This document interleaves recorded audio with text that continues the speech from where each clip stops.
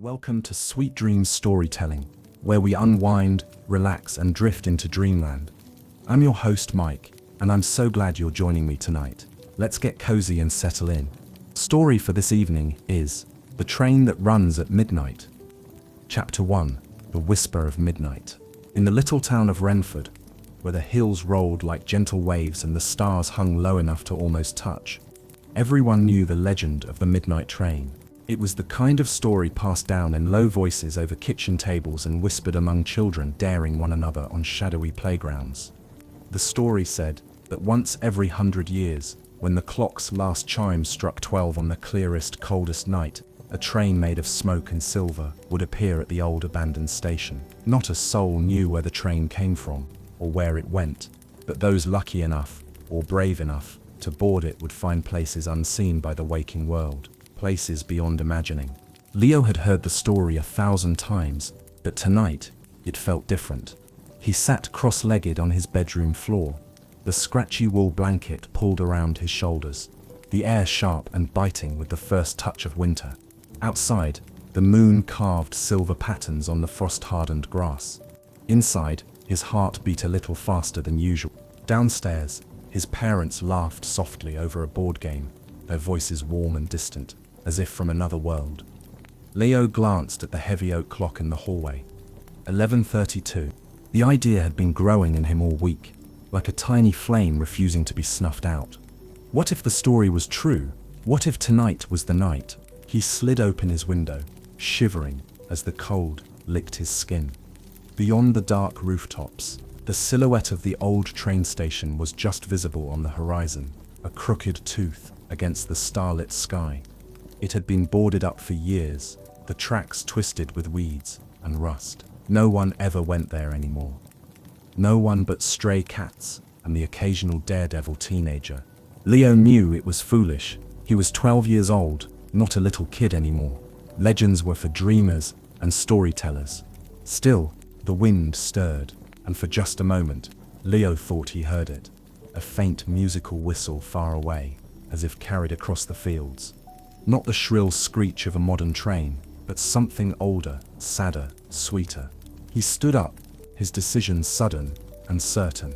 Carefully, Leo pulled on his thickest sweater, his battered sneakers, and his lucky backpack, the one with the frayed straps and the stitched patch of a wolf on the side. He tucked a flashlight, an apple, and his pocket knife inside, just in case. Then, he crept down the stairs, every creak of the floorboards a gunshot in the silence. At the door, he hesitated. His fingers brushed the brass knob. Should he leave a note? Gone to find the midnight train. It sounded ridiculous. If he told anyone, they'd laugh. Or worse, they'd stop him. Instead, he slipped outside, the door clicking shut behind him. The world was sharper in the cold, the stars brighter. Leo's breath came in little clouds as he hurried down the narrow dirt path leading out of town, past the fields that shimmered with frost, past the woods where the crows slept silent in the branches. With every step, his heart thumped harder, a wild drumbeat inside his ribs. Part of him expected, half hoped, someone would call out, stop him, drag him back to safety. But the night remained still. Watch. The station loomed closer. In the pale moonlight, its crumbling bricks and sagging roof looked almost alive. Shadows shifted in the broken windows. A battered sign swung in the breeze. Renford Station. Beneath it, something new. A thin line of silver track stretching into the darkness, unbroken, unbent, untouched by time. Leo's mouth went dry. He stepped onto the platform. The old boards groaned under his weight. His flashlight flickered once, then steadied. He swept the beam around, cracked benches, an ancient ticket booth, a clock stuck at 11:59. And then he heard it again, clearer this time, a low, mournful whistle that seemed to rise from the very earth. In the distance, a light appeared, small at first, like a star fallen to the ground, growing brighter, closer. Leo's fingers tightened around the straps of his backpack. He could still run back home, forget this, pretend it never happened, crawl into his warm bed and wake up to pancakes and cartoons. Or he could stay. He could step into the story he had always dreamed of. The ground began to tremble. a soft hum beneath his shoes. The rails, once rusted and dead, now shimmered as if breathing. A shape took form out of the mist, sleek and endless, crowned with a lantern of burning blue, a train unlike any Leo had ever seen. Its cars were silver and glass, stitched with gold threads of light. Steam curled around its wheels like eager fingers. The midnight train had come, and it had come for him. Chapter 2. The clock strikes 12. The midnight train shuddered to a halt with a sound like a sigh, as though the air itself was exhaling after a long wait. Leo stood frozen on the platform, his breath frosting in the air, staring up at the magnificent engine towering before him. The gleaming metal, the curling mist, the faint glow of the lanterns strung along the cars. It was all too real to be a dream, too strange to be ordinary life. The great silver locomotive loomed high above, its polished surface catching and fracturing the moonlight into 1,000 ghostly reflections. Wisps of steam hissed from valves along its flanks, rising up into the chill night sky like the breath of sleeping dragons. In ornate lettering along the side, a name was carved, the Everspire Express. Leo took a cautious step forward. From somewhere within the mist, a bell chimed once, deep and solemn. It was not the mechanical ding of modern trains, but something older, more ceremonial, like a church bell at a forgotten cathedral. Dong, the station clock, frozen at 11:59, gave a groan. Its minute hand, stiff and trembling, dragged itself forward a fraction of an inch and settled firmly on the 12. Midnight. Leo's heart hammered against his ribs, but his legs moved on their own, carrying him closer to the train's open doorway. A soft golden light spilled from within, warm and beckoning, like the glow of a hearth on a winter night. As he reached the edge of the platform, a figure emerged from the mist. At first, Leo thought it was a shadow. Then, as it solidified, he realized it was a man, or something that looked like a man. He was tall and impossibly thin, dressed in a long dark coat stitched with shimmering thread that seemed to shift colors as he moved. A cap, worn at a slight angle, perched atop his head, and his eyes gleamed beneath the brim, not with malice, but with something fiercer and stranger, knowing. The conductor. Evening, the conductor said, his voice smooth as river stones and deep as the sky. He tipped his hat politely. You're right on time. Leo swallowed hard. His voice, when he found it, came out smaller than he liked. Am I allowed? The conductor smiled, a slow, curving thing that showed no teeth but hinted at old secrets. Allowed, he echoed. No one is forbidden, if they hear the call. The only question, lad, is whether you're willing. Leo glanced back the way he'd come. The fields, the town, his home, probably still lit with a soft yellow light from the kitchen window. Safety, warmth, familiarity. And yet standing here, before this impossible train, under a sky stitched with stars, he knew something with a certainty that burned in his chest. If he turned back now, something inside him would shrink forever. A part of him would grow old without ever having truly lived. He turned back to the conductor and nodded. The conductor's smile widened, a glimmer of approval in his eyes. Excellent, he said, reaching into his coat. He withdrew a slip of paper, not ordinary paper, but something that shimmered faintly, like the surface of a bubble. With a flourish, he produced a silver pen from the air and handed it to Leo. Sign your name, the conductor said. Your true name, the one only you know. Leo stared at the ticket. It felt strangely warm in his hand, vibrating with a low hum he felt more in his bones than his ears. He took the pen, which was surprisingly heavy for its size, and poured his true name. Not just Leo, but the name that lived inside him, the one that meant all his hopes, his dreams, his fears. The real Leo. Slowly he wrote. As the pen scratched across the ticket, the letters shimmered into place. Alive. The conductor plucked the ticket from his fingers once he finished, gave it a brisk nod, and tucked it away. Welcome aboard, Mr. Leo, he said, stepping aside with a sweep of his long arm. Leo hesitated only a moment longer, then lifted one foot and stepped over the threshold. As soon as he crossed into the train, the air changed. It was warmer, yes, but not just in temperature. The air was filled with the scent of old books, cinnamon, and something electric and strange. The scent of dreams themselves, if such a thing could be bottled. Behind him, the doors closed with a soft sigh.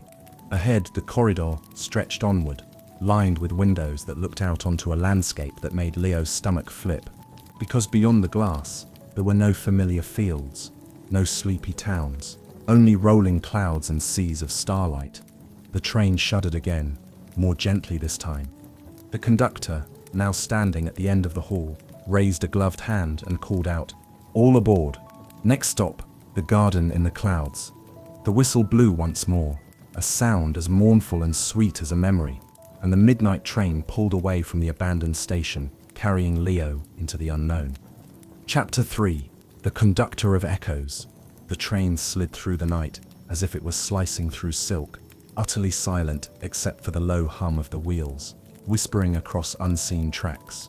Leo stood just inside the entrance, wide-eyed, clutching the strap of his backpack as he stared down the endless corridor.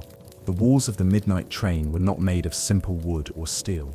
They pulsed faintly, like the inside of a living thing, woven from strands of light and memory. As Leo peered closer, he realized he could see faint images dancing across the surface. A girl flying a kite over a golden field, a boy laughing under a rain of cherry blossoms, a hand releasing a glowing lantern into the night. Memories. "Come along, lad," the conductor called, his voice echoing down the corridor, slightly distorted as though it had to pass through dreams to reach him. Leo followed, his footsteps soundless against the velvet floor. He passed door after door, each one different, some carved from dark wood with intricate designs, others framed in brass or glass, and one that seemed to be made entirely of rippling water. Some doors had names etched on them, names that twisted and changed when Leo tried to read them. He caught up to the conductor at a wide, round chamber where the walls arched high overhead like the inside of a cathedral. A single massive window looked out into the night. But it wasn't Earth that Leo saw. Beyond the glass, stars swirled in slow, impossible spirals. Clouds of color gold, violet, emerald, drifted past like enormous jellyfish. Leo realized with a jolt that the train wasn't traveling across the ground at all. It was riding the very currents of dreams and time. The conductor turned to face him fully now. In the light of the swirling cosmos, his features became clearer and stranger. His skin seemed stitched from shadow and mist. His eyes were twin lanterns, burning not with fire, but with reflections, hundreds of tiny flickering images within them. "You're wondering what you've gotten yourself into," the conductor said softly, almost kindly. Leo nodded, feeling very small in this vast, impossible place.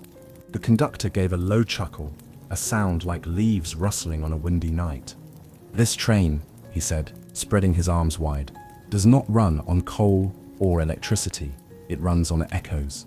"Echoes?" Leo echoed, fittingly. "Yes," the conductor smiled. "Echoes of dreams, long forgotten. Echoes of laughter and sorrow. Echoes of possibilities that could have been. Every moment you've ever wished to stretch out forever. Every memory you half remember when you wake. They fuel the engines, mend the rails, shape the journey." He gestured for Leo to sit on a velvet bench that seemed to have grown from the floor itself. The conductor remained standing, towering over him like some ancient tree. "Each passenger," he continued, "takes a different route. Each station is a lesson, or a choice, or a memory." Leo's brow furrowed. What if I don't understand the lessons?" The conductor gave a slow, approving nod, as if Leo had asked precisely the right question. "You will," he said, "in your own time. Some lessons are understood with the mind, others must be learned with the heart." He paced slowly, hands clasped behind his back. "Many who ride the Everspire Express think they are on a grand adventure," the conductor said. "And they are. But it is also a journey inward, into the parts of yourself you barely know exist. Dreams, memories, regrets, hopes, all will visit you before your ride ends." Leo shifted uncomfortably.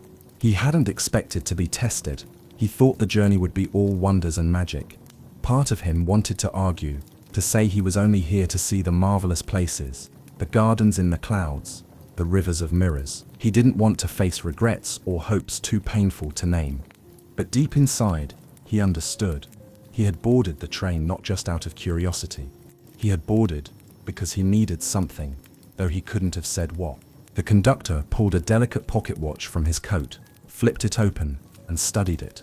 The tiny gears inside spun in patterns that didn't obey any laws of physics. Leo knew.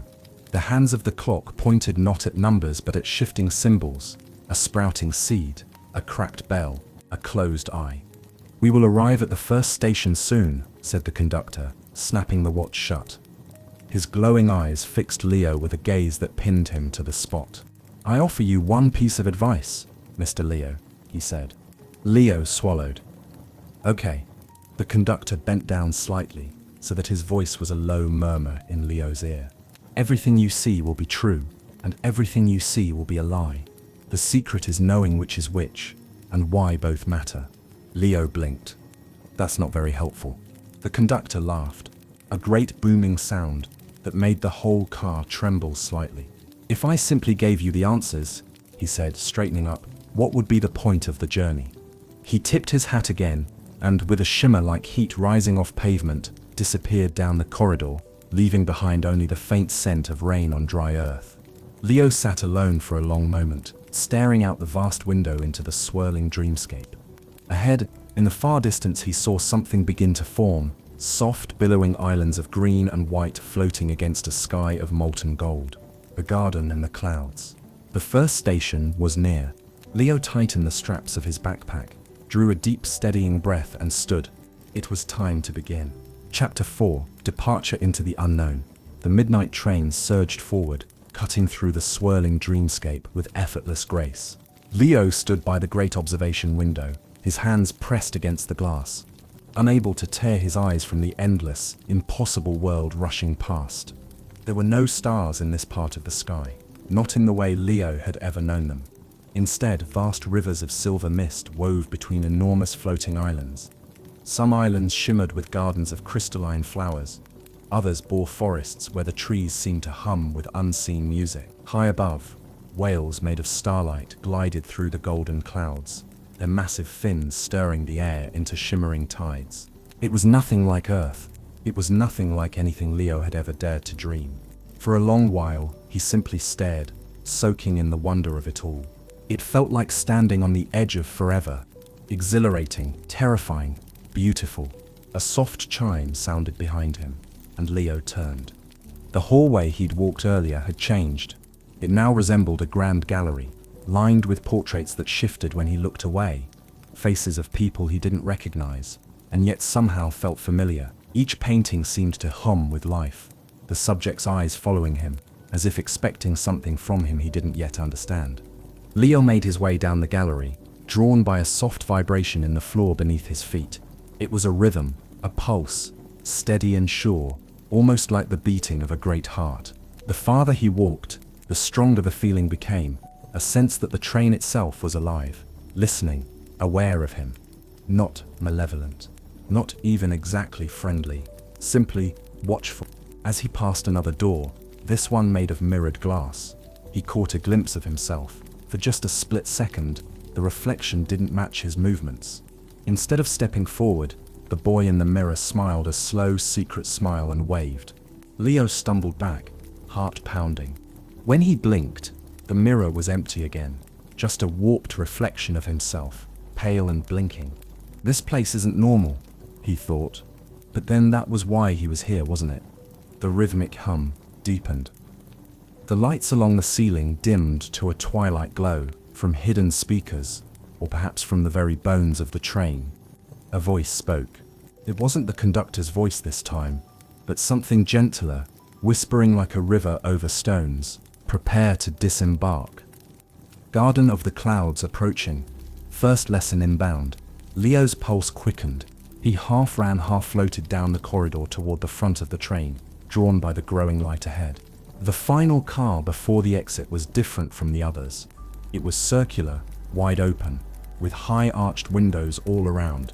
A platform extended from it, a graceful silver bridge that stretched out into the mist ahead, reaching toward an enormous mass of floating green and white. The garden in the clouds. Leo pressed his face to the glass. The garden wasn't a patch of land or a simple field. It was a continent of living plants suspended in the sky. Waterfalls cascaded from unseen heights, vanishing into mist before they ever hit ground. Giant trees, their leaves glinting like emerald fire, arched up into the mist. Flowers bigger than houses bloomed lazily, their petals drifting on the updrafts. Strange birds, creatures stitched together from feathers and light, wheeled and sang as they soared. The garden pulsed with life, with color, with music so deep it vibrated in Leo's chest, even through the walls. The platform door slid open with a soft hiss. Leo hesitated.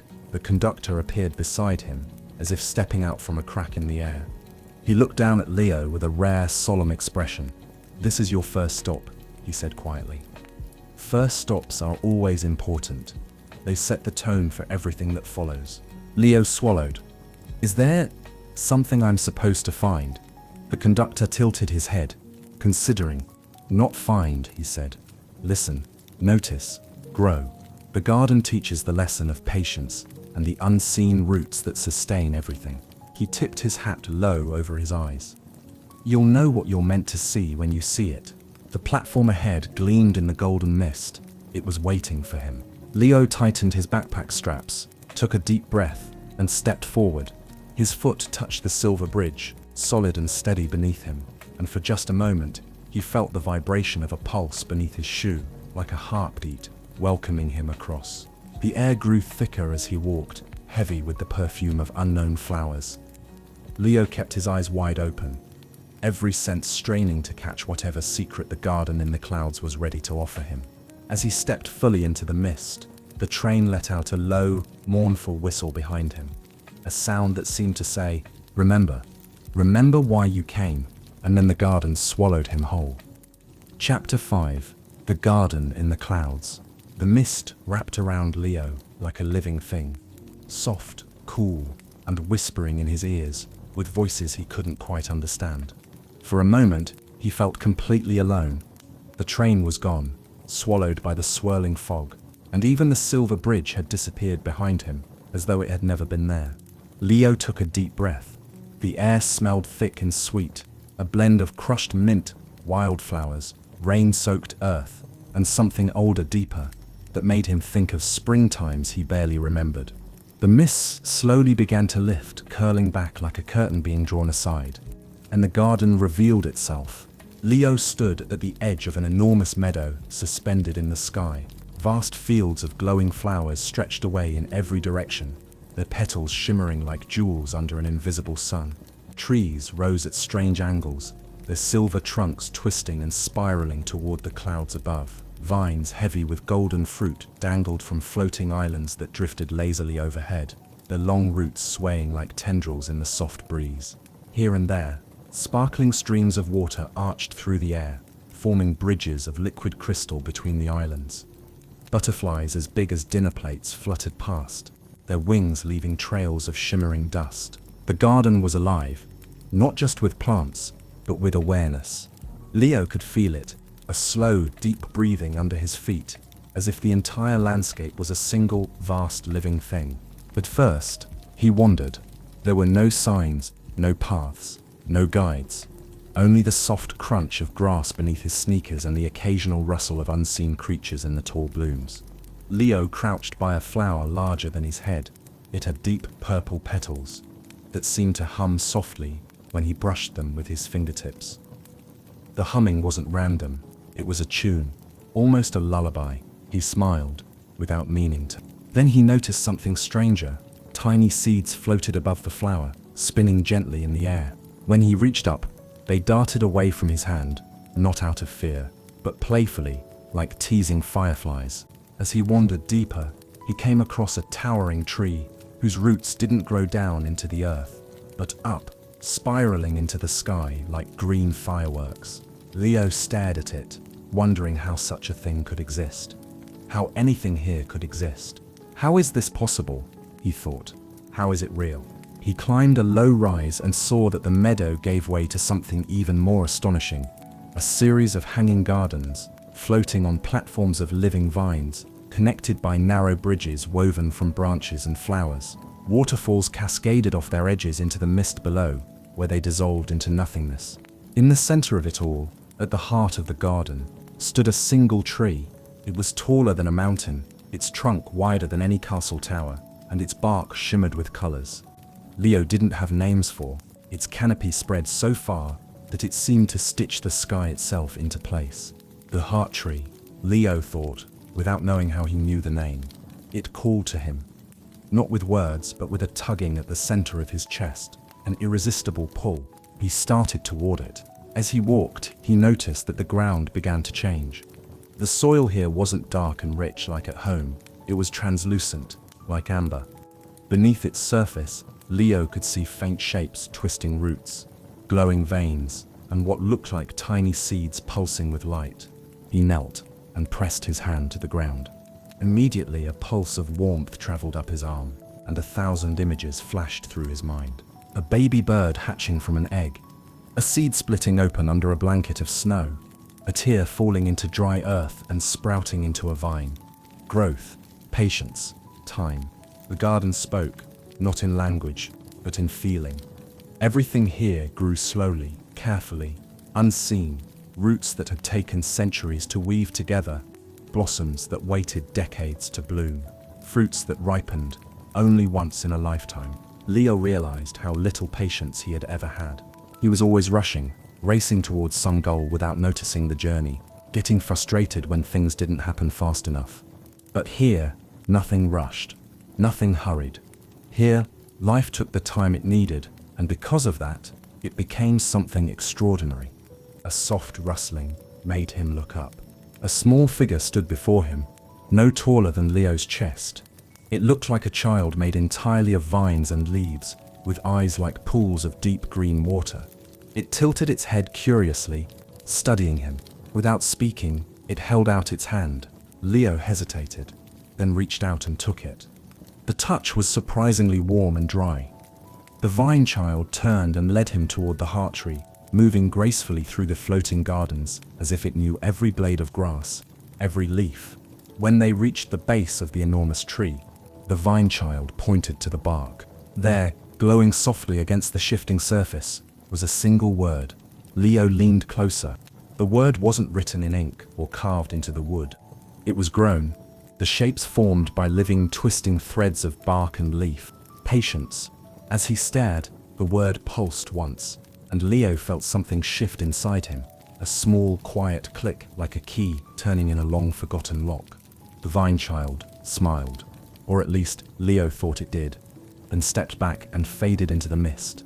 The wind stirred the branches of the heart tree, and Leo heard the whisper of leaves brushing together. He almost thought he could hear words. All things in their time. Leo closed his eyes and let the moments sink deep into him. When he opened them again, the mist had thickened once more, and the garden began to dissolve around him like a dream fading at dawn. Somewhere in the distance, the midnight train's whistle sounded, low and beckoning. It was time to move on. Leo turned back toward where the silver bridge had reappeared, his heart a little heavier, a little wiser, and walked toward the next unknown. Chapter 6. The Mountain That Sings. The midnight train rumbled softly as it pulled Leo away from the garden in the clouds, the misty scent of its flowers still clinging faintly to his clothes. He sat by the wide window again, backpack tucked at his side, watching the garden fade into the swirling dreamscape behind him. He felt different now, not older, exactly, but stretched somehow, as if he were growing from the inside out. The rhythmic pulse of the train soothed him as he watched new worlds begin to take shape outside. At first, there was only mist. Then, slowly, the mist grew heavy, darkening into shades of deep blue and silver. Peaks and ridges began to emerge. Mountains, rising like ancient guardians from a sea of clouds. The mountains weren't like any Leo had ever seen before. They were vast and jagged, but not dead stone. They shimmered, pulsing with veins of light. The cliffs seemed to breathe, and a faint, low hum vibrated in the air, growing louder the closer the train drew. It wasn't just a hum, it was music. Leo pressed his forehead against the glass. The mountains were singing. Soft melodies threaded the wind, some high and bright like flutes, others low and mournful like cellos. Whole symphonies seemed woven into the very fabric of the stone, echoing across the vastness. Welcome to the mountain that sings. a voice whispered in Leo's mind. Though whether it was his imagination or something else, he couldn't say. The train slowed, its wheels striking the tracks in rhythm with the music outside, as if the entire machine were now part of the song. The door hissed open again. The conductor, leaning casually against the frame, gave a small nod. "This stop," he said, his voice softer than usual, "teaches you to hear your own voice among the world's great noise." Leo frowned slightly. "What does that mean?" The conductor just smiled his slow, secret smile, the one that meant "you'll see," and gestured toward the open door. "Mind your step. The stones sing whether you're ready or not." Leo grabbed his backpack and stepped onto the silver bridge leading into the heart of the mountains. At once he was swallowed by sound. The air itself shimmered with music. The rocks beneath his feet thrummed with it. The very sky seemed stitched with notes and melodies. He walked carefully, following a winding path up the mountainside. As he climbed, the songs changed, some soft as lullabies, some wild and furious like storms. He realized quickly that each part of the mountain had its own voice, its own feeling. Some places sang of joy, others mourned. Some whispered of ancient things too big to name. Higher and higher he climbed. The path narrowed. Sometimes it wasn't a path at all, just a series of stepping stones suspended in midair, linked by strands of humming light. The wind carried voices too, some familiar, laughing, whispering, calling. Some strange and wordless, like the sighs of old gods, asleep under the mountains. Leo paused at a flat ledge where a wide lake of silver mist stretched below him. Here the song was gentle, slow, like the breathing of a giant, at peace. There was a large stone in the center of the ledge. As he approached it, words began to form across its surface, rippling into existence as if written by unseen fingers. "Speak your true voice, and the mountain will answer." Leo stared at the stone. "My true voice?" The music around him softened, leaving only a low, expectant hum. He hesitated. What was his true voice? He wasn't sure he even knew what he was supposed to say. He thought about all the times he'd kept quiet when he wanted to speak. All the times he'd said things he didn't mean, just to fit in. All the dreams he'd hidden because they sounded foolish out loud. Here, in this place of singing stone and whispering wind, there was no one to judge him. So he closed his eyes, drew a deep breath, and let the words rise up. Not from his mouth, but from somewhere deeper. "I'm scared," he said aloud. His voice trembled, but the mountain did not mock him. The music listened.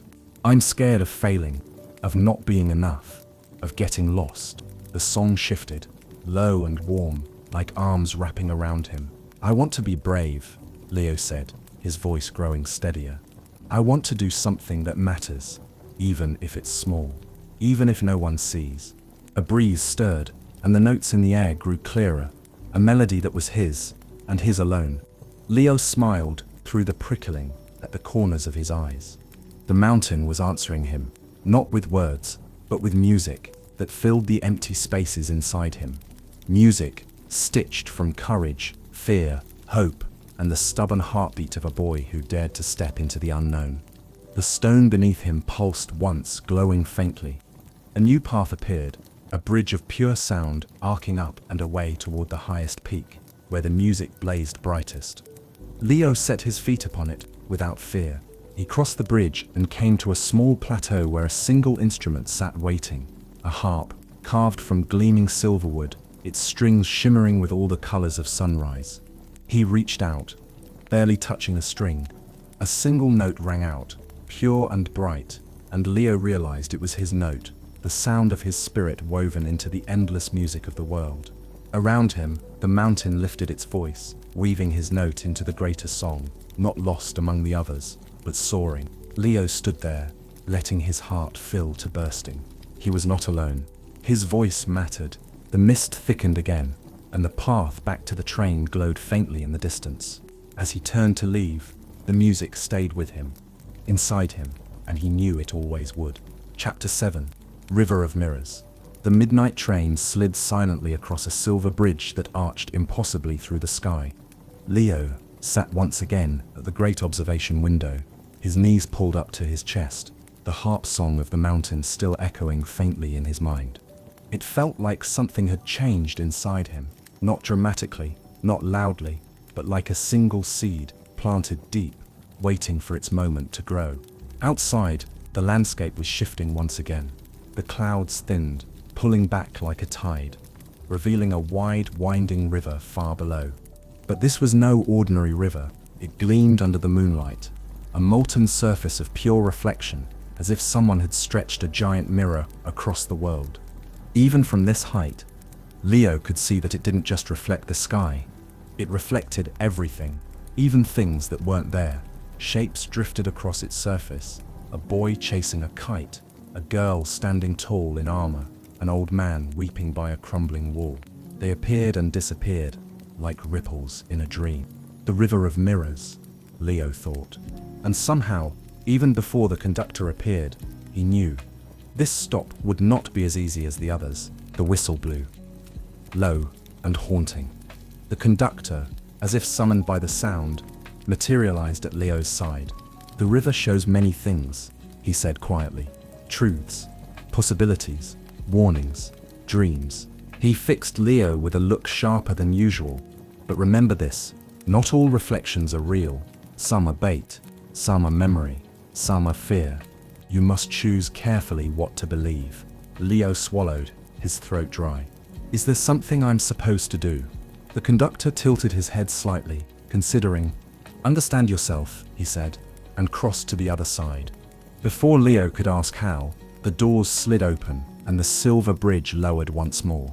The air beyond was cooler, heavier, tinged with the scent of rain and something metallic.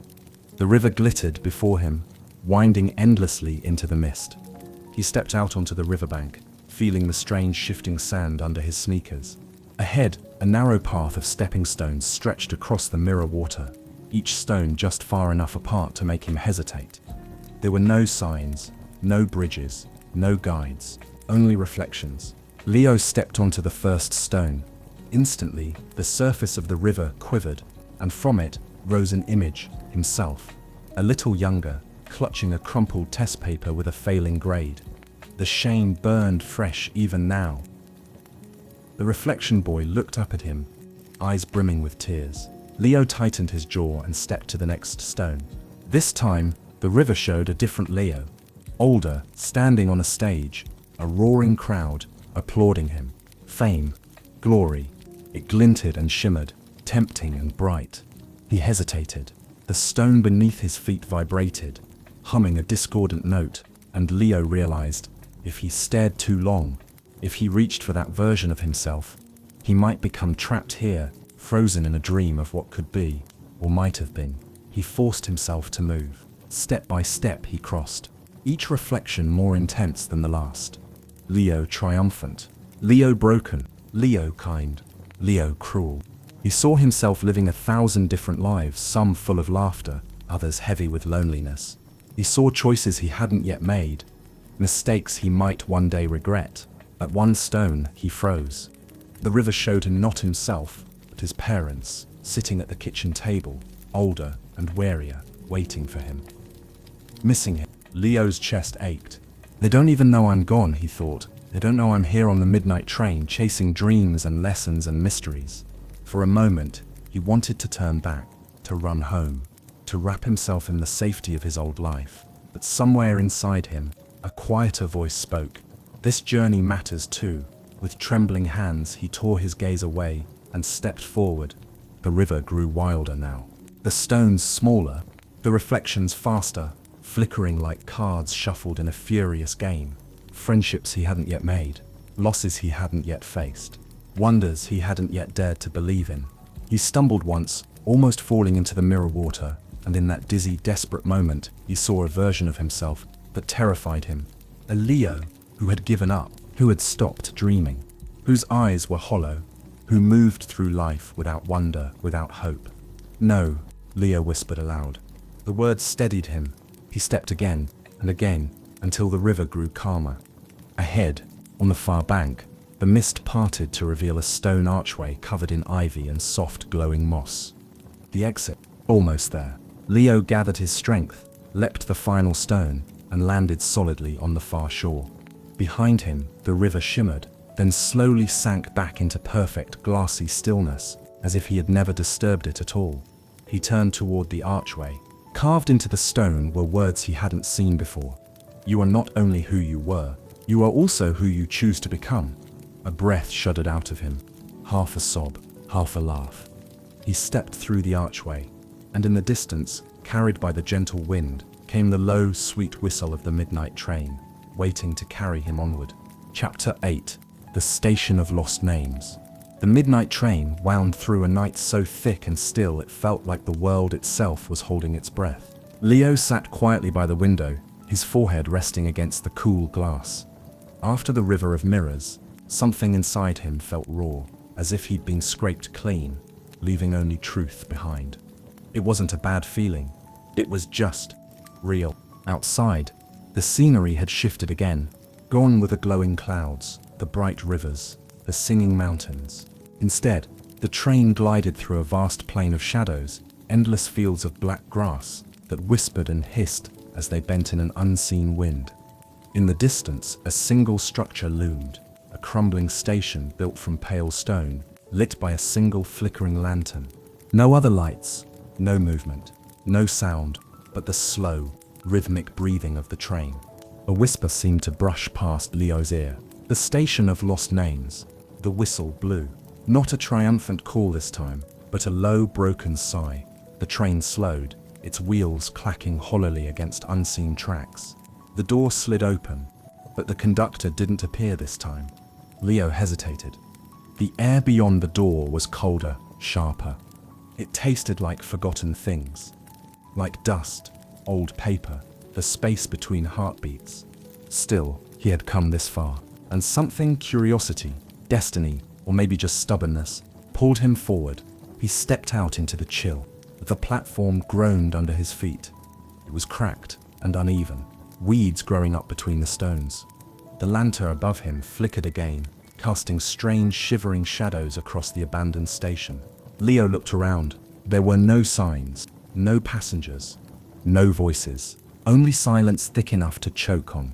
At the far end of the platform, a battered sign swung on rusted chains.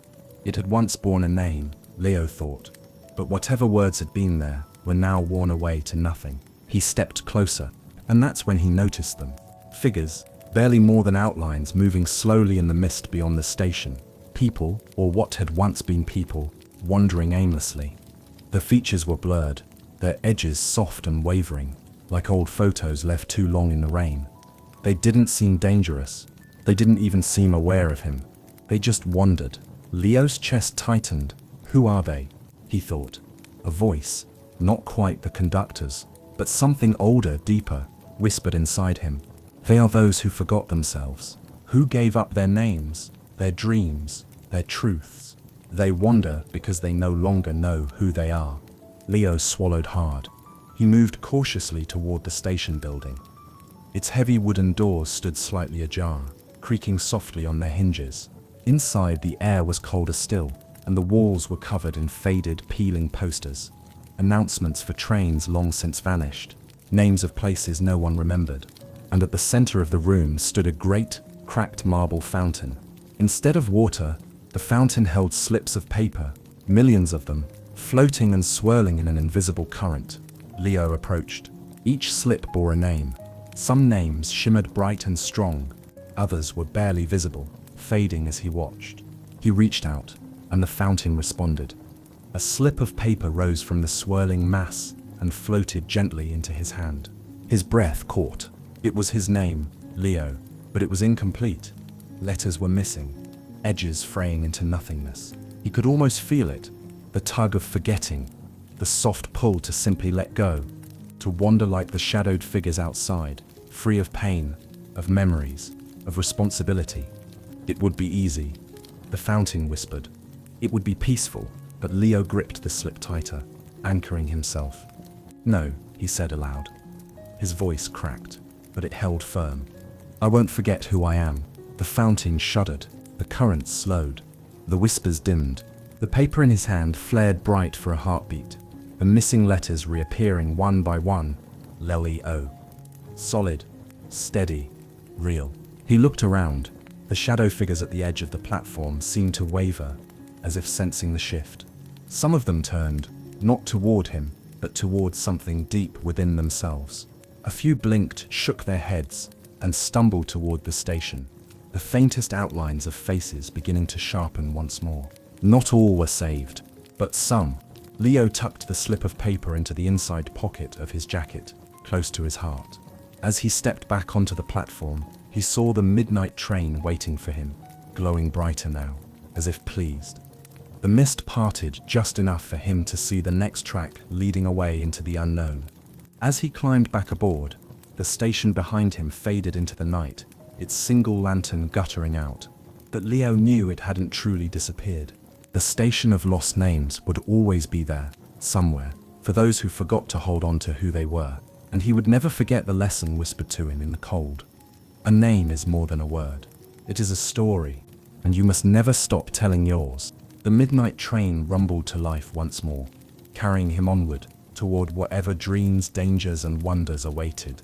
Chapter 9. The Orchard of Forgotten Dreams.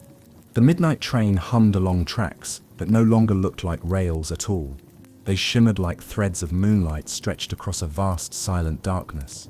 Leo sat by the window, his reflection faint in the glass.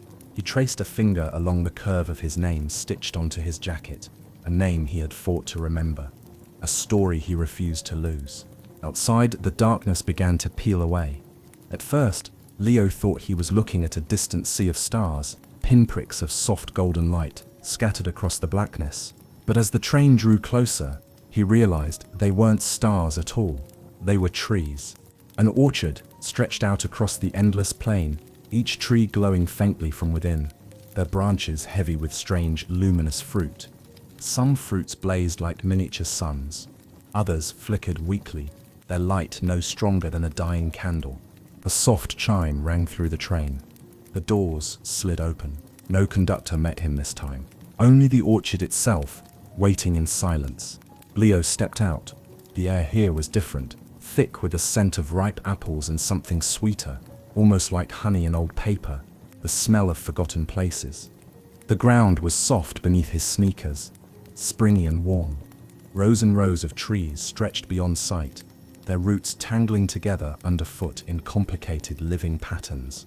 Leo wandered between them, feeling a strange mix of peace and sadness.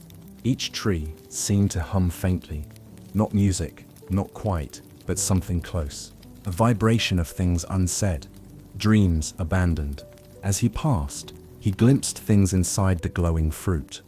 In one, he saw a girl painting an enormous mural on a city wall, her smile fierce and joyful. In another, a boy strumming a guitar on a stage, the crowd singing along with him. Some fruits glowed dimmer, and when Leo peered closer, he saw unfinished things. A novel never completed, a journey never taken, a song never sung. Each tree bore hundreds of fruits, each one a dream someone had once carried and then let go. The orchard of forgotten dreams. Leo understood now. These weren't just any dreams. They were abandoned dreams. Things people once longed for, but lost through fear, through sorrow, through the slow forgetting that adulthood sometimes demands. As he walked deeper into the orchard, the trees grew older, their bark twisted and worn. Some fruits were so faint he had to kneel and squint to see the dreams still flickering inside them. A cracked violin, a dusty telescope, a pair of worn running shoes. Leo's throat tightened. He thought about all the things he had once wanted, even in his short life, dreams he had let slip away, without realizing. Learning magic tricks, building a treehouse, writing a comic book with his best friend. They seemed so small now, so foolish, so painful. He pressed a hand against the trunk of a nearby tree. The bark was warm, alive, a pulse beat within it, slow, steady, grieving, but not dead. He heard a whisper, faint but clear.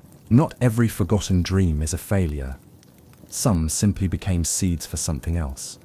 Leo sat down at the base of the tree, the soft grass folding around him like a blanket. He tilted his head back and looked up at the stars, tangled in the branches. He thought about the painter he had seen in the fruit, the guitarist, the the traveler. Maybe they never finished their dreams. Maybe life had swept them away, demanded new paths. But maybe, just maybe, their dreams had shaped who they became anyway. Not every dream needed to come true to have meaning. Some dreams were stepping stones. Some were lessons. Some were just meant to be loved for a little while.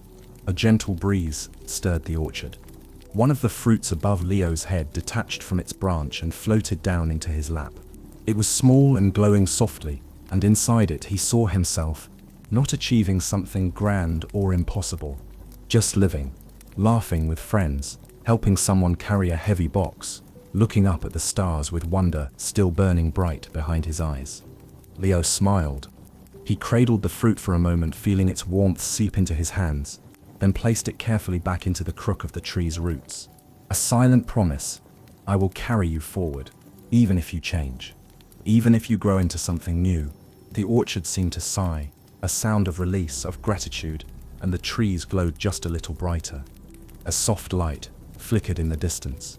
The path back to the midnight train had reappeared, winding between the rows of dream trees. Leo stood, brushing grass from his jeans, and made his way back, his steps steady and sure. He didn't look back. He didn't need to. The dreams he'd seen, and the ones he'd lost, would always be a part of him now. The midnight train waited with its doors open, its lights softer, warmer, as if welcoming him home.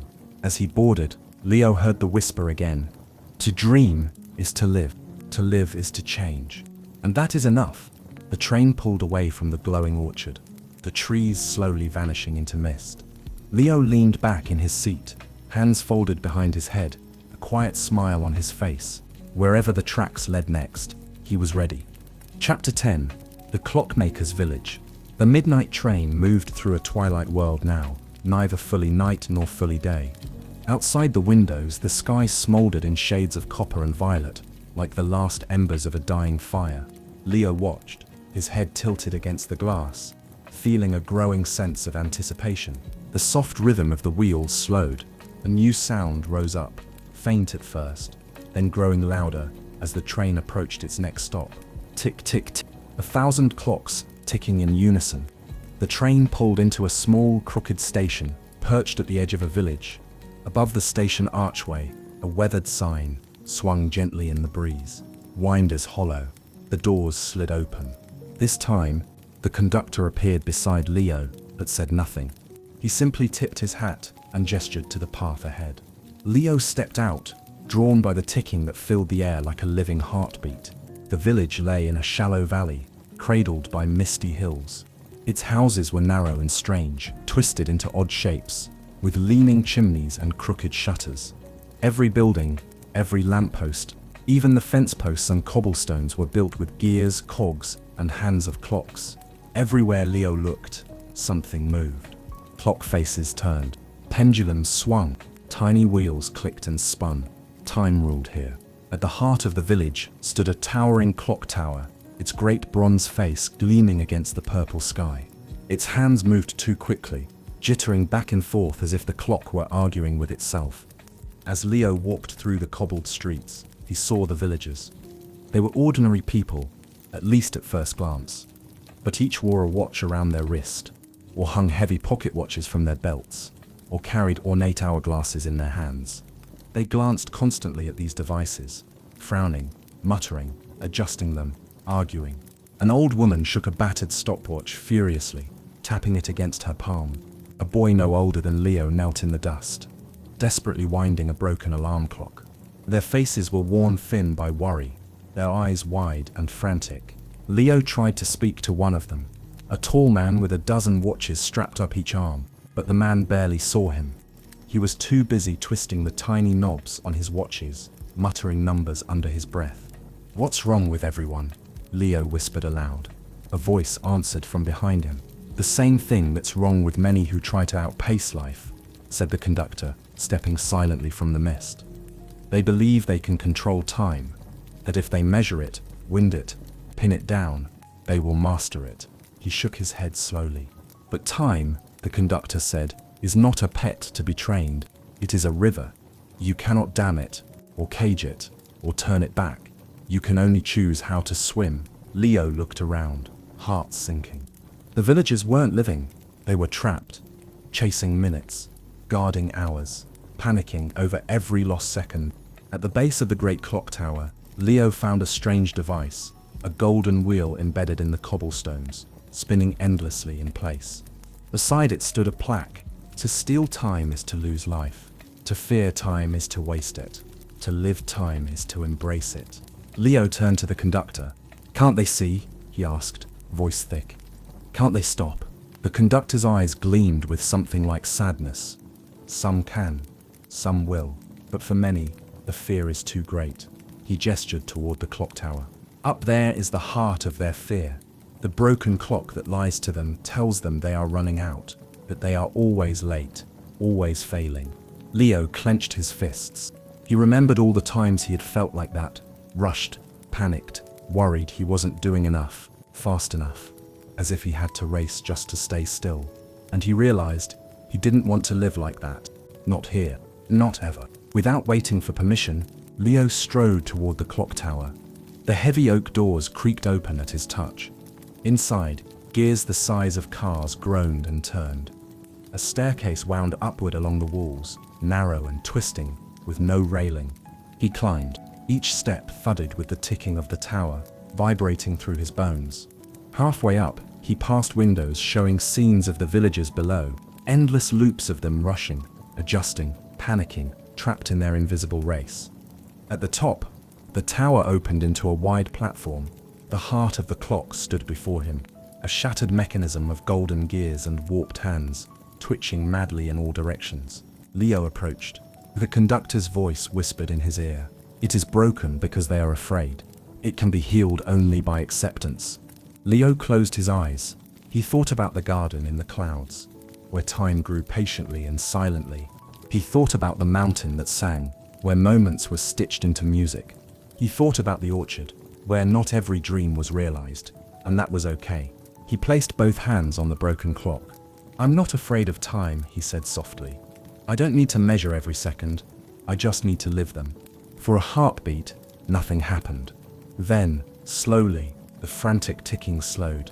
The warped hands steadied. The gears turned with a smooth, gentle hum. The clock face gleamed, and for the first time, the time it showed was simply now. No rush, no regret. Far below, the villagers stirred. Some lifted their heads. Some dropped their watches into the dust. Some, a few, laughed for the first time in years. Leo stepped back from the clock. The mist began to rise again, soft and inviting, curling toward the train. The conductor appeared at the tower's edge, tipping his hat. "You have learned another truth," he said quietly. "Time is not your master, it is your companion." Leo smiled. Together they walked back through the village, past houses that seemed somehow straighter now, their gears ticking in a calmer rhythm. The midnight train waited, wreathed in golden mist. Leo climbed aboard without hesitation. As the train pulled away from Winder's Hollow, he looked back one last time. The clock tower stood tall and proud against the twilight sky, its hands moving with steady grace, marking not the end of things, but the beginning of something new. Chapter 11. The Library of Things That Never Happened. The midnight train slipped deeper into a realm that felt quieter somehow, softer around the edges, as if the very air was holding its breath. Leo sat by the window once more, watching shadows lengthen across a vast plain of starlit mist. Ahead, something began to take shape.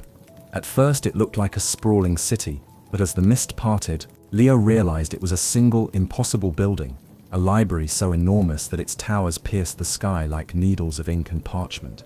The walls were stitched together from books and scrolls, the roofs tiled with pages that fluttered even though there was no wind. Giant lanterns floated lazily around the structure, their light the color of old memories.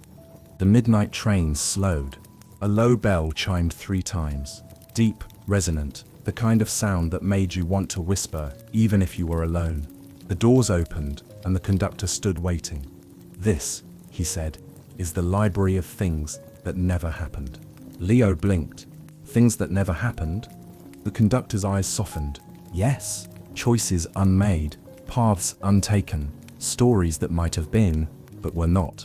This library holds them all." He tipped his hat, browsed carefully. Some shelves are heavier than others. Leo stepped down onto the platform. The entrance to the library yawned before him, a great archway carved from dark wood, its grain swirling with shifting words and images. As he walked through, a hush fell over him, not enforced by rule, but born from awe. Inside, the library was vast beyond comprehension. Row upon row of shelves stretched out in every direction, towering so high that Leo couldn't see their tops. Every shelf sagged under the weight of millions of books, some new and gleaming, others ancient and cracked with age. In the distance, figures moved silently between the stacks. Some wore scholars' robes, others seemed little more than shadows. All of them rid with a fierce, private urgency. Leo wandered down an aisle. Each book he passed seemed to shimmer faintly, as if it was aware of him, waiting to be chosen. He pulled one down at random. The title was written in elegant, curling script, "If You Had Spoken That Day in the Park." Curious, Leo opened the cover. Instantly, the air around him changed. He saw himself, younger, maybe 9 years old, standing in a crowded park. He watched himself hesitate, clutching a crumpled card in his hand. Watched the moment pass as he said nothing. Watched the other boy, the one he had wanted so badly to befriend, walk away forever. A single moment, a single silence, a friendship that never began. The vision faded. Leo closed the book, heart heavy. He placed it carefully back on the shelf. As he moved deeper into the library, he realized each book was a possibility, a version of his life that could have unfolded if he had chosen differently, if you had climbed that tree, if you had told her the truth, if you had been brave enough to stay. Some books were thin, small moments, fleeting regrets. Others were thick, heavy tomes, the covers cracked with the weight of larger choices. At the center of the library stood a vast reading room, a great, circular space where the ceiling was a swirling night sky, filled with constellations that rearranged themselves as Leo watched. In the middle of the room was a table. On the table sat a single book, larger than any Leo had seen yet. His name was etched into its cover, Leo, the life you might have lived. He hesitated. Part of him ached to open it, to see all the victories he had missed, the loves he had lost, the adventures he had never dared to take. But he remembered the conductor's warning, some shelves are heavier than others. Slowly, Leo laid a hand on the book. It was warm beneath his fingers. Alive. He closed his eyes. He thought about everything he had seen on this journey, the garden of patience, the mountain of songs, the river of possibilities, the orchard of forgotten dreams, the clockmaker's village. He thought about the life he was living, not perfect, not grand, but real. He didn't need to know every path he might have taken. He didn't need to be haunted by what could have been. He needed only to walk forward, eyes open, heart full. He lifted his hand from the book without opening it. As he did, a soft breeze stirred the pages, and a whisper filled the library.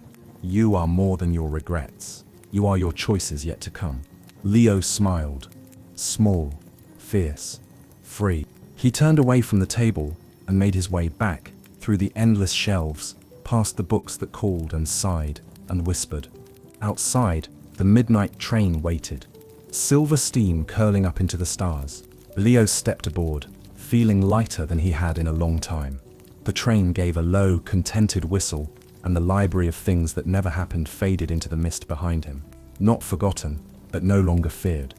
Ahead, the tracks gleamed, curving toward the next great mystery. And Leo was ready to meet it. Chapter 12. The Carousel of Endless Tomorrows. The midnight train glided soundlessly now, as if slipping through a dream barely stitched to the waking world. Leo leaned against the window, the mist beyond glowing faintly with soft blues and silvers. He felt the weight of the library still inside him, the heavy silence of unread possibilities, but also a strange, gentle peace. The future was still unwritten. He still had a choice. Every day, every breath. Ahead, the mist thickened.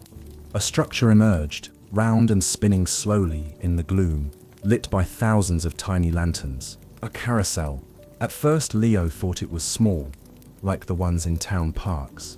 But as the train drew closer, he realized this carousel was vast, larger than castles, sprawling across the misty plain, like a giant's forgotten toy. Its platform stretched out in endless circles, layers upon layers of wooden animals and shining mirrors, winding stairs and glittering railings. The train slowed. The doors opened. The conductor waited, standing still as a statue, arms folded across his chest.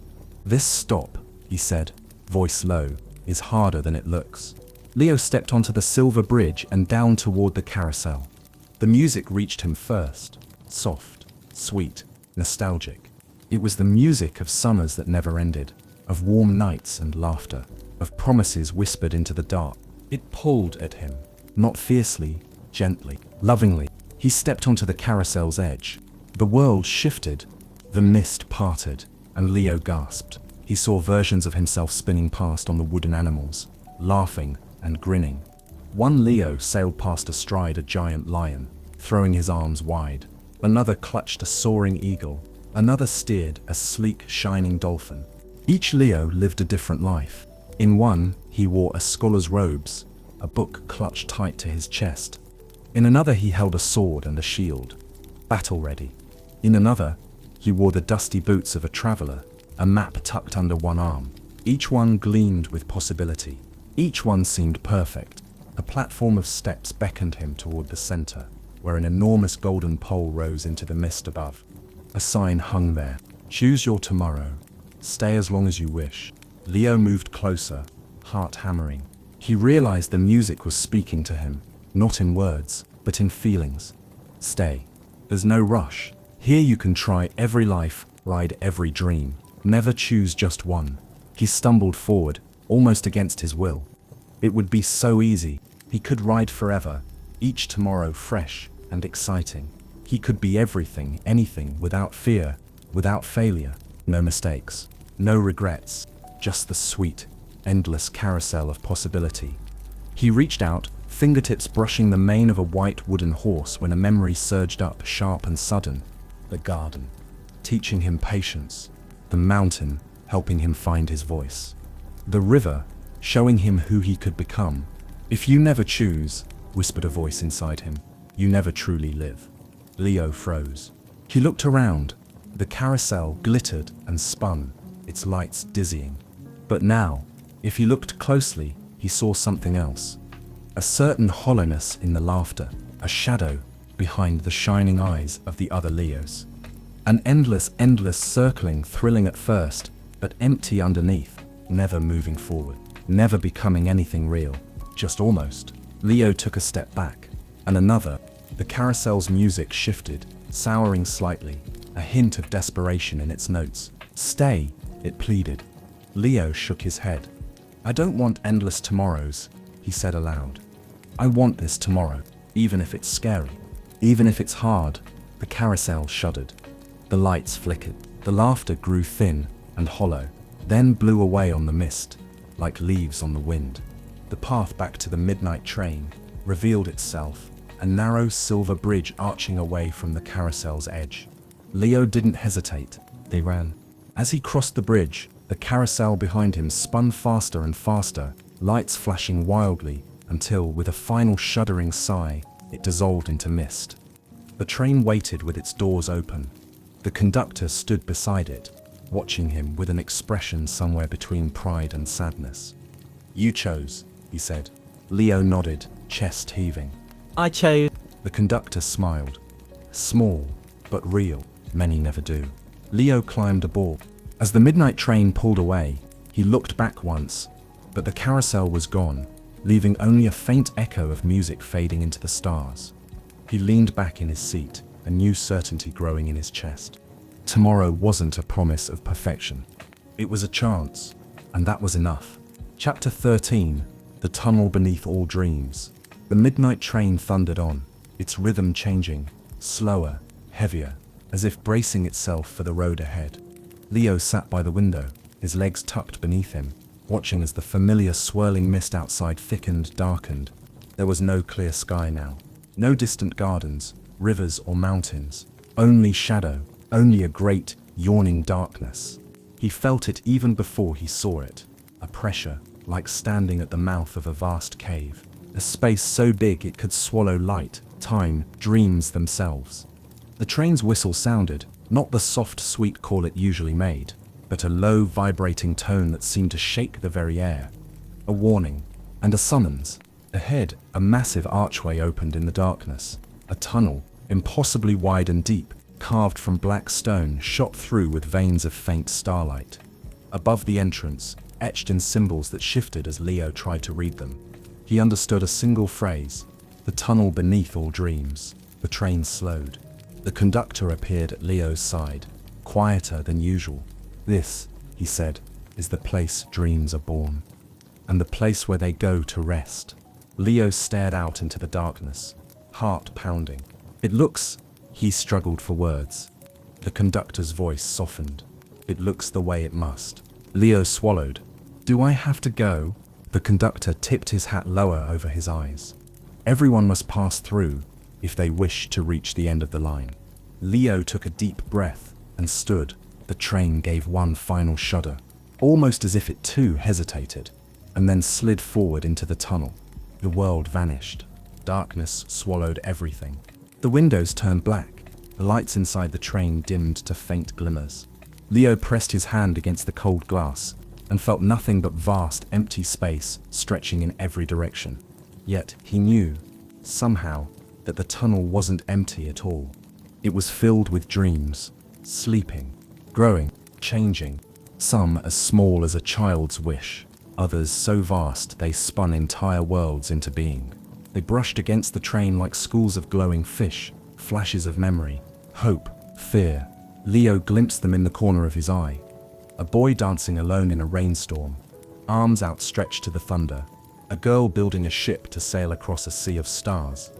An old woman planting a single seed in a garden that stretched farther than sight. Dreams of things that never happened. Dreams of things that might still. And dreams that were dying, falling away into the darkness, unfulfilled, forgotten. Leo pressed his forehead to the glass. His own dreams brushed past him. Old ones, tiny ones, flying, finding buried treasure, saving someone, being someone. Some were so faded he barely recognized them. Some still burned hot and fierce. And then somewhere deeper, lower, he felt it. A dream he hadn't known he carried, bigger than all the others. A wish not for adventure, or fame, or glory, but simply to become, to grow into someone he could be proud of. To live bravely, kindly, truly. The dream pulsed, warm and alive, and Leo pressed his hand harder to the glass, as if to hold on to it. Suddenly, the train lurched. The wheels ground against the invisible tracks. The lights flickered. A low groaning filled the air. Not mechanical, but almost alive. The darkness thickened. Shapes stirred at the edges of vision. Hulking shadows, sharp and cold.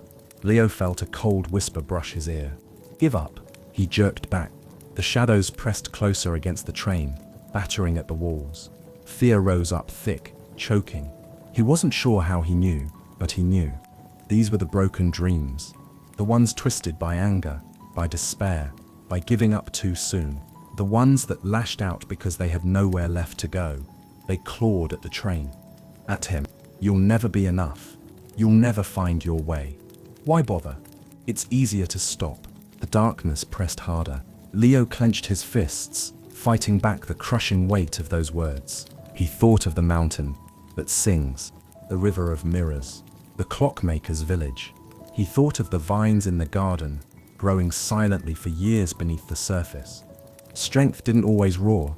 Sometimes it was just continuing to step forward, even when the world blurred with fear. Leo closed his eyes. He whispered, steady and sure, "I am still dreaming." The words spread out from him, rippling into the train, into the darkness beyond. The shadows flinched. He said it louder. "I am still dreaming." The broken things hissed and recoiled. The lights inside the train flared brighter, golden and fierce. The midnight train shuddered once, then surged forward, faster and faster, the wheels singing on the invisible rails. The darkness cracked, light spilled through. Ahead, a tiny pinprick of dawn gleamed at the end of the tunnel and grew larger and larger until it filled the world. The shadows scattered into mist. The dreams, the real dreams, rose up around him like a choir of stars. The train burst free into open sky. Leo collapsed back into his seat, gasping, heart racing, but laughing too, breathless and giddy.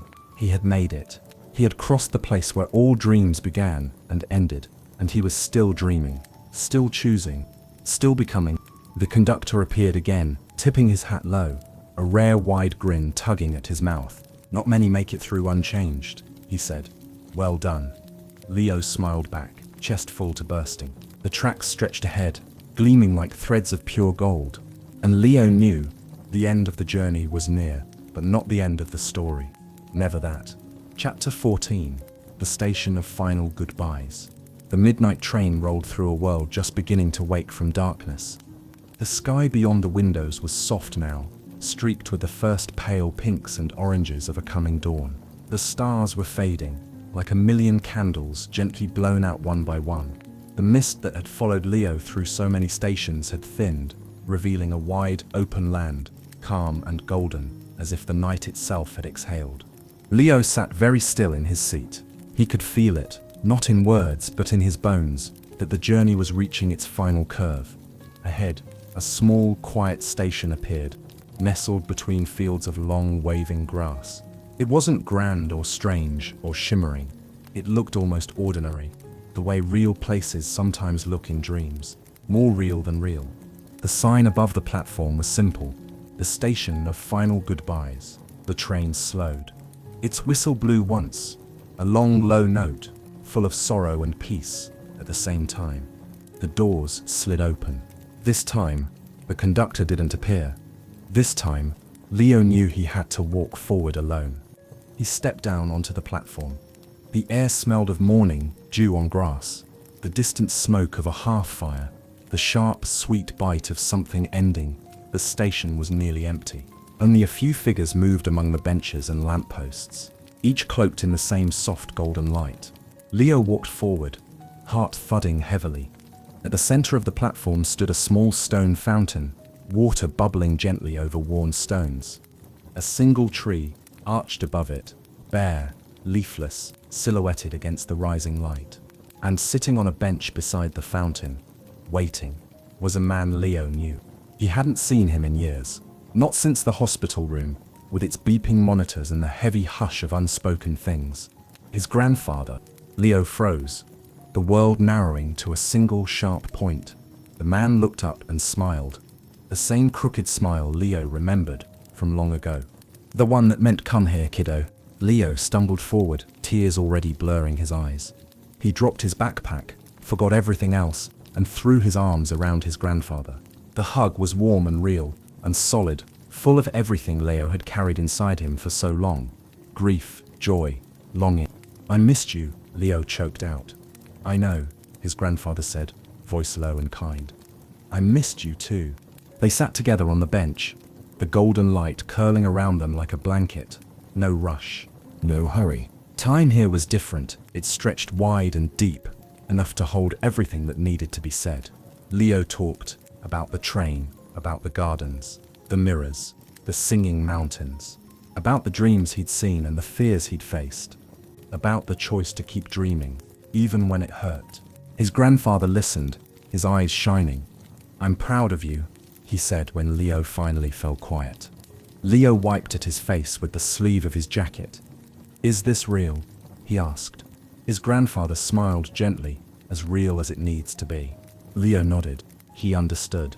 The Station of Final Goodbyes wasn't about going back. It was about honoring what had been and finding the strength to move forward. Across the platform he saw others, passengers embracing lost friends, mothers whispering to invisible children, lovers touching foreheads one last time. Each goodbye different, each goodbye the same. Leo's grandfather stood up, stretching. He looked out over the fields beyond the station, the light growing brighter by the second. "I can't go with you, Leo," he said softly. "You have to take the next part of the journey on your own." "I know," Leo whispered. His grandfather rested a hand on his shoulder, strong and steady. "But I'll be part of you," he said, "everywhere you go." Leo hugged him one more time, hard, fierce, memorizing the feeling. Then, slowly, he let go. The figures on the platform were beginning to fade now, one by one dissolving into the golden mist. His grandfather smiled one last time, and then he was gone. Leo stood there for a long moment, hands clenched at his sides, staring out over the empty station. The fountain burbled on. The tree stretched its bare branches high, and the sun crested the horizon at last, flooding the world with light. The midnight train gave a low whistle. The door stood open, waiting.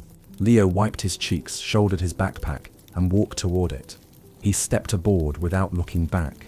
The doors slid shut with a soft sigh. The train pulled away, leaving the station of final goodbyes behind, its golden light fading into memory. Leo sat down by the window and closed his eyes. Goodbye didn't mean forgotten. Goodbye didn't mean ended. Goodbye meant carried forward, woven into him, forever. The journey wasn't over, not yet. Not by a long, bright mile. Chapter 15. The Mirror of the Self. The midnight train raced onward, faster now, as if sensing the end of the line drawing near. The golden light from the station of final goodbyes still lingered, soft and bittersweet inside Leo's chest. But outside, the world was changing again. The sky darkened, not with night, but with a deep, still twilight. It wasn't frightening. It was solemn, vast, waiting. Ahead through the mist, Leo saw it. A solitary platform. No buildings, no gardens, no rivers, no towers.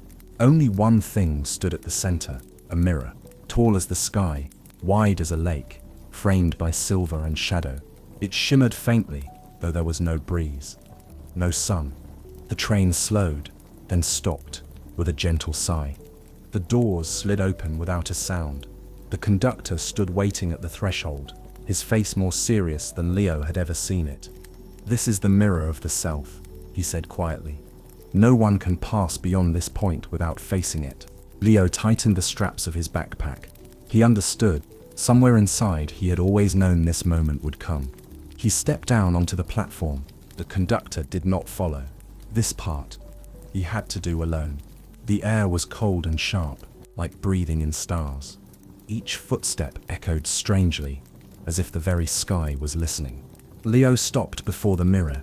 At first, it showed only his reflection, small, battered, hair tousled, clothes dusty from the journey. A boy who had walked through dreams and darkness, gardens and storms.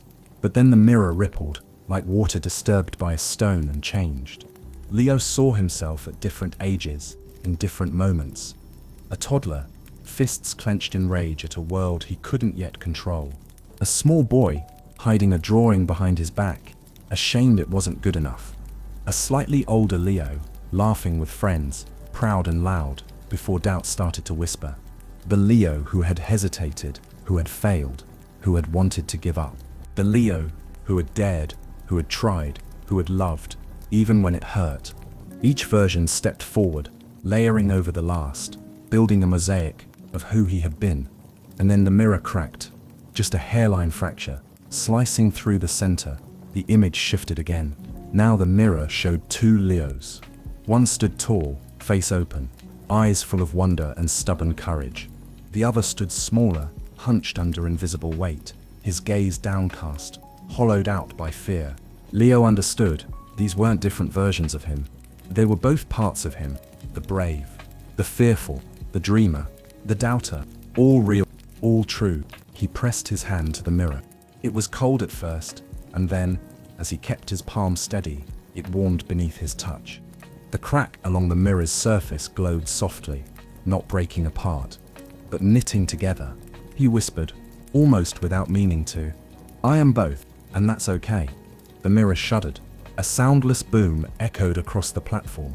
The reflection shifted one last time, and now Leo saw only himself. Not perfect, not fearless, but whole. Behind his reflection, he saw flashes of the journey he'd made. The garden, the mountain, the river, the orchard, the carousel, the tunnel, the station of goodbyes, all woven into the boy he was now. He was not just the sum of his successes, not just the shadow of his fears. He was a story still unfolding, and it was his. The mirror pulsed once, a deep, living heartbeat, and then melted away like mist. In its place stood a simple doorway, glowing faintly with silver light. The path forward. Leo turned. The conductor stood at the edge of the platform, arms folded, watching. He nodded once, a deep, solemn nod, and tipped his hat. Leo smiled. Small, steady. He stepped through the doorway, and the world beyond flared into brilliance. Chapter 16. The choice at the end of the line. The light beyond the mirror of the self wasn't blinding. It was gentle, warm, and full, like stepping into a sunrise that had waited just for him. Leo blinked as the brilliance softened, revealing a landscape unlike any he had seen so far. It was simple. No grand gardens, no swirling rivers or towering mountains, no shimmering stations or ticking clocks. Just a single set of tracks stretching ahead, fading into golden mist. And at the end of those tracks stood the final station, a small silver platform floating above nothingness, like a single note hanging in a silent song. The midnight train slowed as it approached, coasting to a stop so smoothly. Leo barely felt it. The doors opened. The conductor stood there, waiting, but there was something different about him now. He looked not older, not younger, but somehow lighter, as if a burden he'd been carrying was ready to be passed on. Leo stepped down. The air here was different, clearer, almost humming with unseen music. Each breath he took seemed to fill his whole body with energy.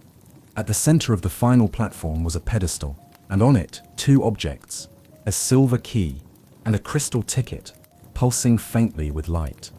The conductor walked beside Leo, his boots making no sound against the platform's smooth surface. "You have reached the end of the line," he said, voice low, kind. "But endings, as you know by now, are only another kind of beginning." Leo nodded. He had no idea what would happen next, but he wasn't afraid. "Not anymore." The conductor gestured to the two objects. "You have a choice," he said, "one that only you can make." He pointed first to the silver key. "Take the key, and you may stay. Stay aboard the midnight train. Wander the dreamscapes forever, through gardens and rivers, through songs and stars. Never grow old. Never be lost. Never face the harder roads beyond." Then he pointed to the crystal ticket. "Or take the ticket," he said, "and you will return to the world you left behind. Carry your journey back with you. Remember what you've seen. Grow. Change. Face the joys and heartbreaks of real life, with all their messy, marvelous wonder." Leo looked at the key. He imagined it. Endless adventures, endless beauty, endless safety, no pain, no fear. And he looked at the ticket. And he thought of his parents waiting at home, his friend, the dreams not yet dreamed, the mistakes not yet made, the victories not yet won, the life still unfolding, uncertain, imperfect, real. He thought about what the garden had taught him. Things take time to grow. What the mountain had taught him, his voice matters. What the river had shown him, possibility is endless. But choices define us. What the tunnel had demanded, keep dreaming, even in the dark. What the station had whispered, goodbyes are not ends, but beginnings. What the mirror had revealed, he is both brave and afraid, and that's what makes him whole. He stepped forward. His hand hovered for a moment. Then, with steady fingers, he chose the ticket. The crystal pulsed warmly in his palm, the light sinking into his skin like a second heartbeat. The conductor smiled.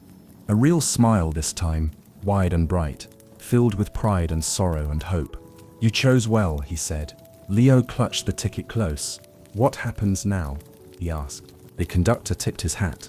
"Now," he said, "you go home." The golden mist swirled upward, wrapping around Leo like a soft wind. The platform, the conductor, the train, all began to fade. Not vanishing, but sinking gently away, like a dream leaving space for morning.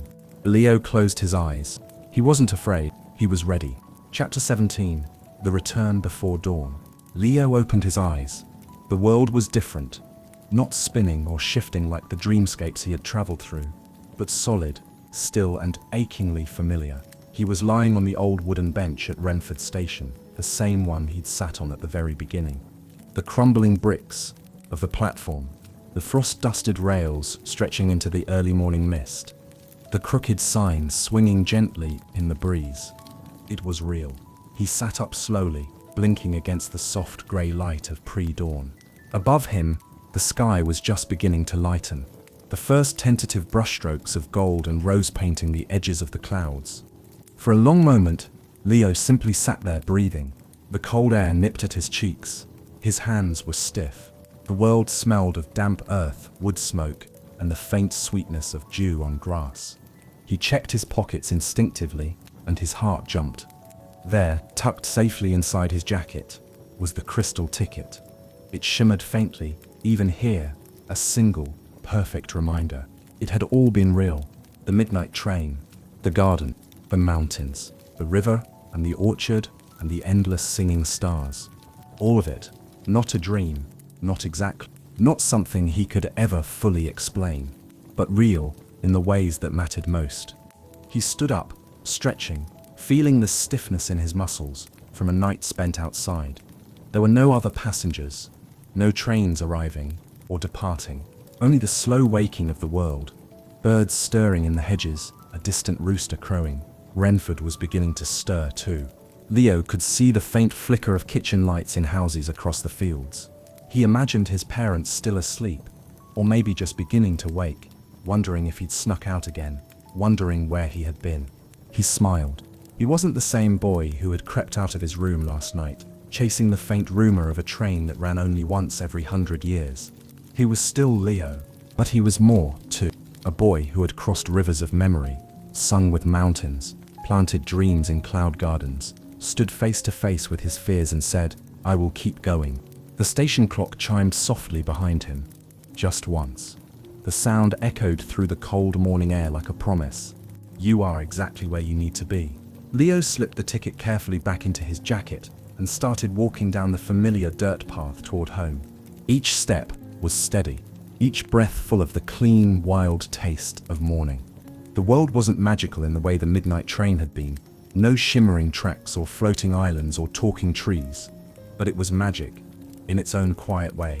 The way the first light touched the frost on the grass, making it glitter like a million tiny stars. The way the smoke curled from chimneys, lazy and content. The way the earth felt solid beneath his feet, every step a small act of becoming. He didn't know what adventures waited ahead, what fears, what dreams, what failures or triumphs. But he knew this. He would live them, fully, bravely, patiently. He would plant dreams like seeds, even if they took years to bloom. He would sing his own song, even when the world was loud. He would cross rivers, climb mountains, say goodbyes when he had to, and never stop choosing to move forward. And somewhere, deep in the endless sky, a silver train would keep running, a part of him now, forever. Leo smiled into the rising dawn, and he walked home. Chapter 18, The Century Awaits. Years passed. The boy who once rode the midnight train through gardens of clouds, rivers of mirrors, and tunnels beneath all dreams, grew taller, stronger, older. Life, as it does, moved forward. Leo returned to the rhythms of the real world. School, friendships, ordinary mornings and long afternoons filled with laughter, arguments, questions, and quiet wonder. But something inside him had changed forever. He carried the journey with him, not as a fading memory, but as a thread woven through his life. When things were hard, when doubts crept in, when fear whispered that he wasn't enough, he would slip his hand into the inside pocket of his jacket, feel the faint outline of the crystal ticket, always there, always warm, and remember, he had crossed rivers of uncertainty. He had stood before his fears. He had chosen to live fully, even when it was hard. He remembered the garden's lesson of patience whenever he felt himself rushing toward things that needed time to grow. He remembered the mountain's song whenever he doubted the sound of his own voice. He remembered the river's reflections when faced with choices that scared him. He remembered the orchard's gentle forgiveness when dreams shifted or were left behind. He remembered the broken clocks and the preciousness of now. He remembered the station of final goodbyes and carried those he had lost within him, not as sorrow but as light. And always, always he remembered the mirror of the self and the promise it had given him. You are both fear and courage, both doubt and dream, and you are enough. The years turned. Leo grew. He faced days that made him laugh until his stomach hurt, and days that made him cry until there were no more tears. He fell in love. He lost things he thought he could never live without.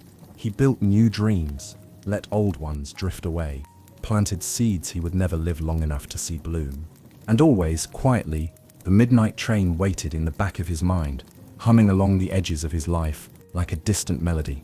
Until one night, nearly a century from the night a 12-year-old boy had boarded a train made of mist and silver, the town of Renford once again fell under a hush.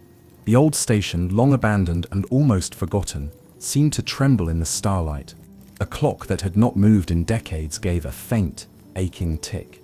And deep in the stillness of the night, a soft, low whistle sang across the fields. The midnight train had returned. This time, it would not be Leo who boarded it. His hair was streaked with grey now. His hands were lined with 1,000 mornings and 1,000 nights. His heart had loved and lost, and loved again. But he knew, as surely as he knew the feel of the earth beneath his feet, that the train was not meant for him anymore. It was meant for the next dreamer, the next boy or girl, standing wide-eyed in the darkness, hearing the call they barely understood. Leo stood quietly on the edge of the old platform, his breath misting in the crisp air, his heart steady and full. And when he saw the silver train pulling out of the mist once more, its lanterns glowing, its windows warm and inviting, he smiled. Not sadly, not wistfully, but joyfully. He reached into his pocket, and for the last time, he touched the crystal ticket, worn smooth by years of carrying it close to his heart. Then, as the whistle called again, sweeter than ever, he turned, and in the distance he spotted a child running toward the platform, backpack bouncing, eyes wide with wonder and hope. Just as he had once done, Leo stepped back into the shadows, watching, unseen. Every century, the train came. Every century a new dreamer answered, and the story began again.